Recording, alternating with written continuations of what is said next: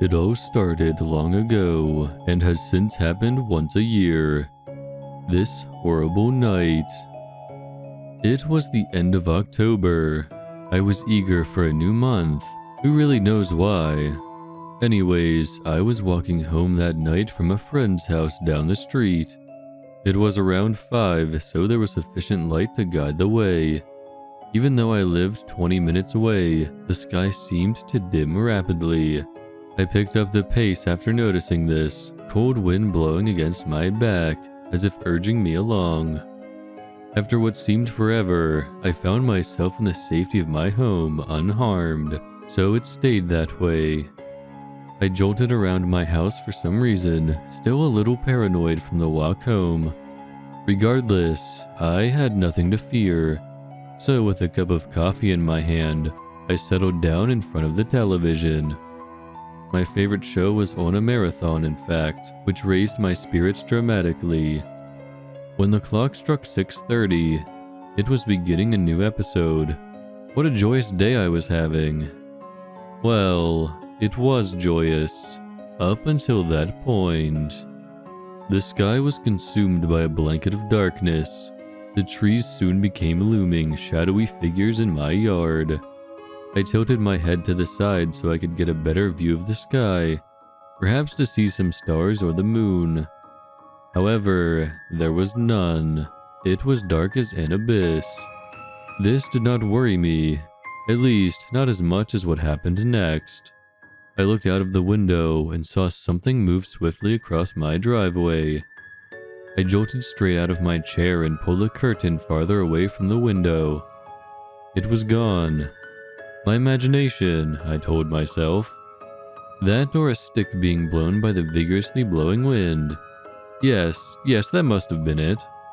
I went to go sit back down, but the figure once more caught my eye.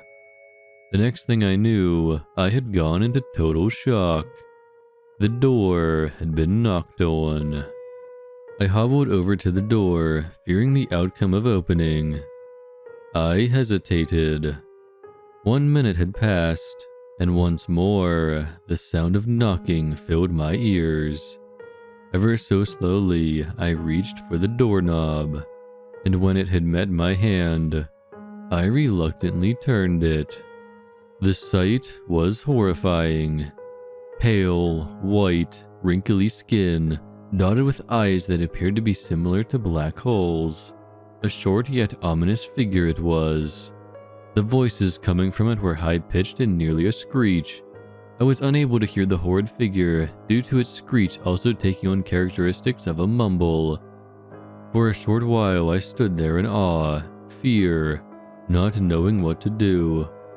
Once more the creature muttered something under its breath. Once more I stared at it, this time nearly falling backwards as I walked in reverse with choppy steps. Mouth wide open, I awaited a response. Next, the creature seemed fed up, shouting, "I demand that you hand it over!" My eyes became as wide as dinner plates. With fumbling hands, I made a desperate attempt to slam the door shut, but the creature soon outspread its hands and prevented the door from any further motion. It screamed, "I demand you give it to me right now!" After another delay, a long hand emerged from the beast as it firmly grasped its head. I cringed in fear, for it was removing its skin. I could barely look. Beneath was a small, round-eyed, pale-looking person-like character. I passed out.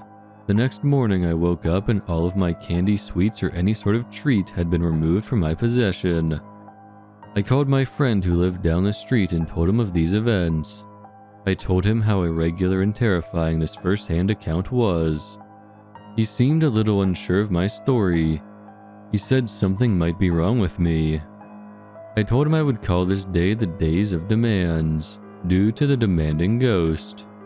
I decided to name it for my friend told me this occurs every year. However, I think he was a little scared. Or he changed the subject and started talking about this weird thing called Halloween.